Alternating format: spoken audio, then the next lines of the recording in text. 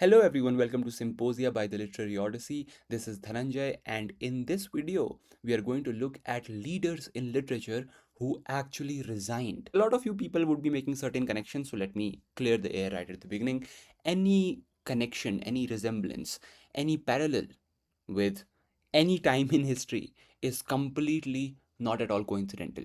Why? Because literature has always held mirror to the society. Literature has described, seen, observed the world and then represented it such that it can prescribe what ought to be done. And as students of literature, it is our duty to revisit these texts to gather insights for the present, for how we should live our lives in the contemporary modern political scenario. And today we are going to look at three characters from three major plays which help us understand the relationship between power, ego, accountability, and fall. I'm going to say this though, this is just half of the video.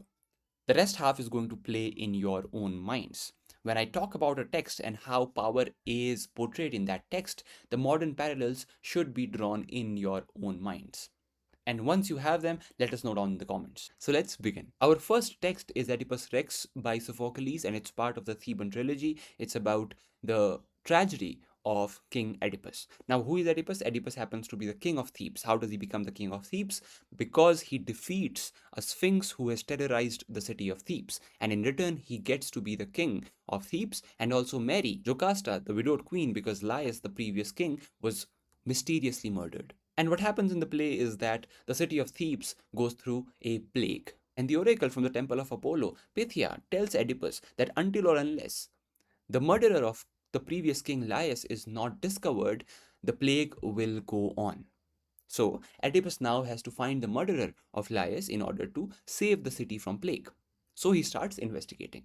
But there is one problem. What happens is that all the investigation leads back to him. All the clues tell him that he has actually murdered Laius, which he actually has. And spoiler alert, Laius happens to be the father of Oedipus, and Jocasta, who he has now married, happens to be his mother. So he has killed his own father and married his own mother, which he does not know yet. But eventually, through a series of revelations, truth is as clear as water in front of Oedipus. Now, what does he do when he realizes that he actually is the culprit here? He is the reason why Thebes is suffering from plague. Well, I would say the nature of power is such that it is very difficult for the person in power to admit his or her own guilt. It would have been easy for Oedipus to fabricate narrative.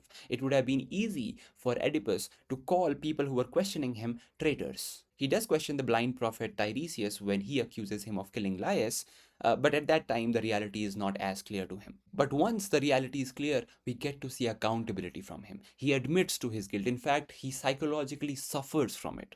He did not intentionally cause plague to Thebes, but nevertheless, it was his own doings. So now he has to face the punishment. What does he do? He blinds himself and he immediately lets go of the throne. It is also because he has decreed that whoever is the murderer of Laius would face punishment, so he falls into his own trap. But it is very easy for these people in power to bend these laws to their own benefit, but he does not do so. In fact, he begs the new king, Creon, to throw him out of Thebes, to banish him from Thebes. So, in Oedipus Rex, we see a leader, a king, who is flawed yet honest and accountable. Rare, isn't it? Let's now talk about one of the most famous tragedies by William Shakespeare, King Lear. This play, interestingly, starts with the resignation of the leader, King Lear. Why does he let go of his throne? Because he feels that he is too old to hold the office. How many leaders do you see in the modern times who are willing to let go of their political position because, firstly, with all due respect, they have become incompetent because of their old age. Secondly, because of their old age, they are too disconnected from the young people of the country. Well, not many. But don't think King Lear is a gentleman here. Firstly, he is letting go of his responsibilities because he's turning old, but he does not want to let go of the privileges he gets as a king.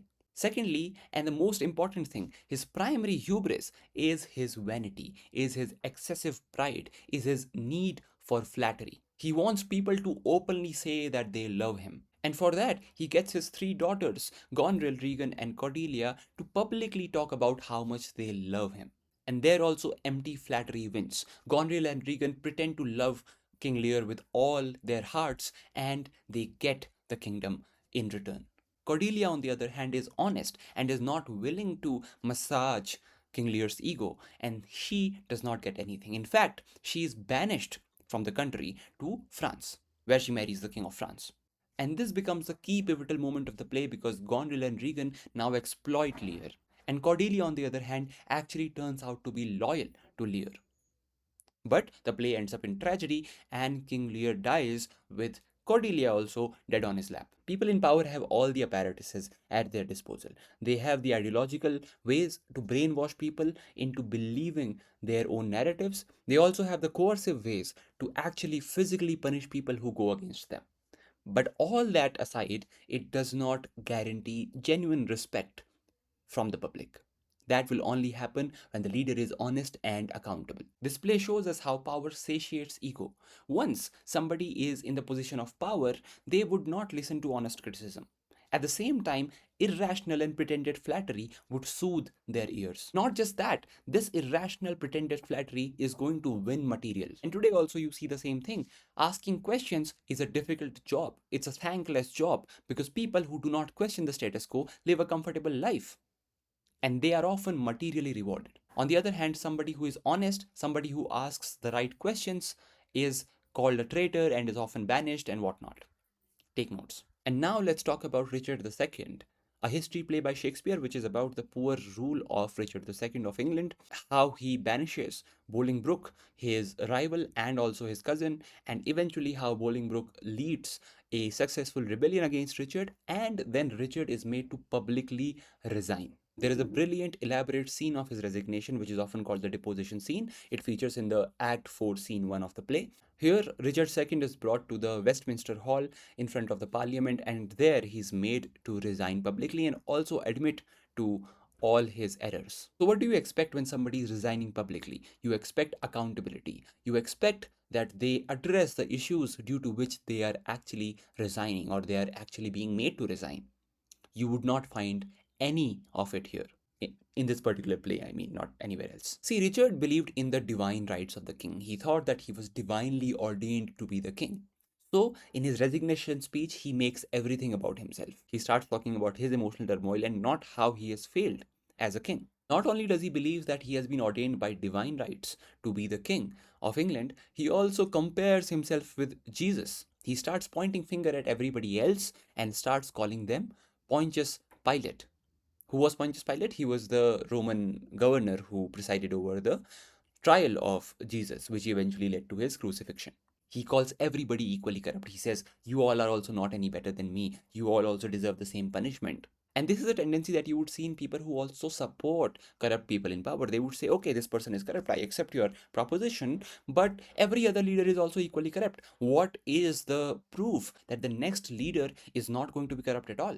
In all of that, they are just missing the point that this is about accountability. Once somebody is held accountable, then the next leader would not be complacent as the previous leader. Anyways, this deposition scene that I'm talking about also features a brilliant mirror-breaking sequence where Richard asks for a mirror and then he looks at himself in the mirror and he asks whether his inner turmoil reflects on his face as well.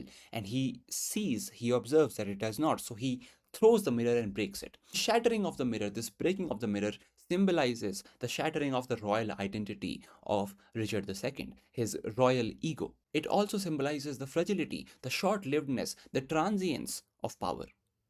People in power always think that they are there forever, that they will always rule, but that does not happen, especially in modern democracies, right? You change leaders after every 4 or 5 years. People who rule fail to understand that they have to face the public every 4 years or every 5 years. They rule as if they are going to rule forever, and this mirror breaking scene breaks that illusion. So those were the 3 characters that we discussed. Now, what is the common pattern that we are seeing here? The leaders who fall the hardest often end up making an echo chamber around them, where they only keep people who are nice to them, who only agree with them. They do not accept dissent. They treat questions as treason and mistake flattery for support. They often end up believing that somehow they are ordained by some divine, some transcendental entity or energy to rule the public, that they have been sent by the gods, which might have been a conception in the times of monarchy, but today, at the times of democracy, this idea has no place. Leaders who believe that they have been called upon by the gods to rule the public are so wrong. They have been actually anointed by the public to do their job, to work for the public. And finally, right up to the final scene, right up to the last moment, they always believe that their power never ends, that they will always lead, that they will always hold that position, which is again the cause of their fall. And that brings us to the end of this video. Let me know if you find some parallels in the modern times. Also, there must be certain Indian texts or texts from other literature or of English literature which have leaders who resigned. If you know any of such texts apart from these three that I mentioned, please let us know in the comments down below. If you liked the video, like the video and subscribe to Symposia. This is the new channel that we have created where we talk mostly about literature and not about the exam related stuff. For that, there is the Literary Odyssey, which you can subscribe to if you are an aspirant of UGC NET English. If you are preparing for UGC NET English, you can also go to theliteraryodyssey.com. We have some very interesting courses for you. That having said, I will see you in the next video. Bye bye.